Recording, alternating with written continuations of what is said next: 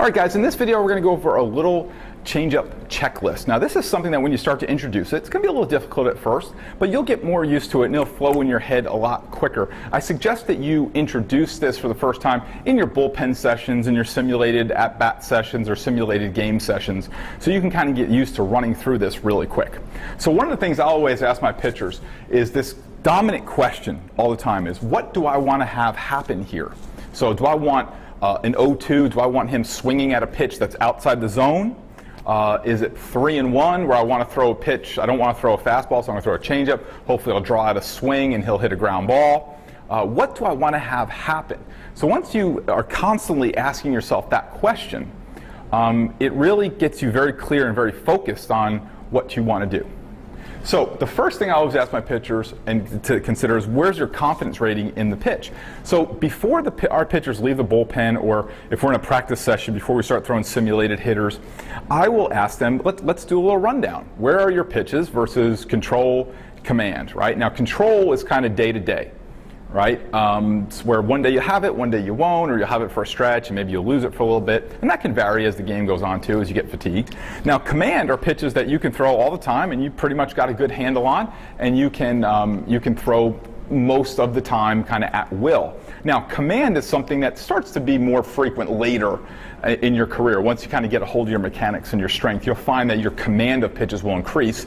And as you're developing, if you're a youth pitcher or a high school pitcher, you're going to find that you're going to be more in the control realm, that there's going to be some days that you'll have it and some days you won't. But once you get your mechanics straightened out, your strength straightened out, you're going to find yourself having command of more pitches. So I always want my pitchers to rank their pitches. Where are they?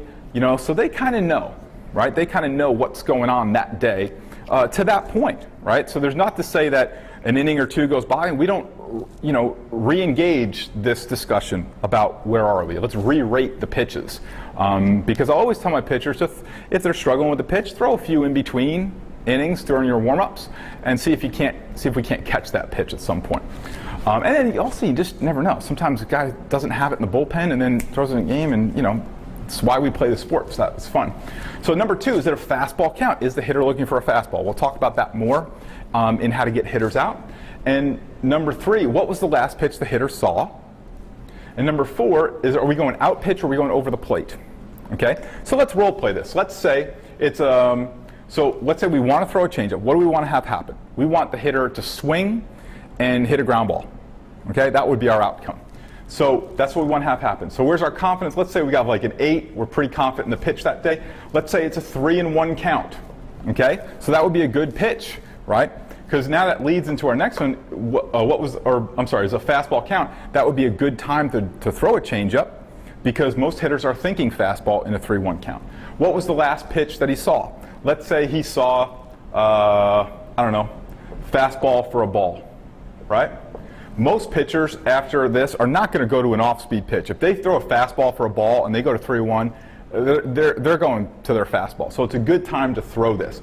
Is it an out pitch or are we going over the plate? Well, we're going to go over the plate. We're going to catch a little bit more of the plate than we would if, say, we were 0-2, right? So it's a great option.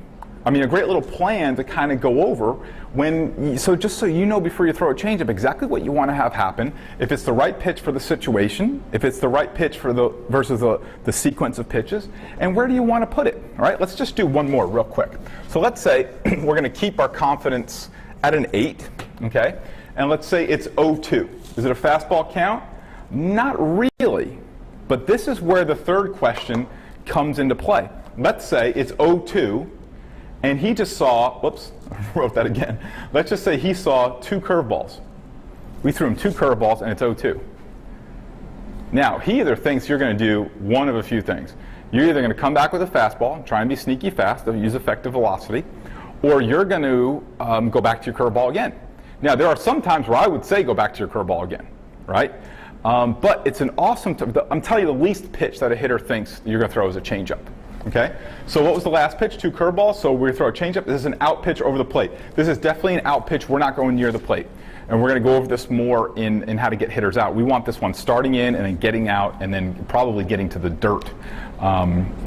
This is a real easy checklist that you can run through that will make it real easy, just so you're very clear and very focused on what it is you want to do every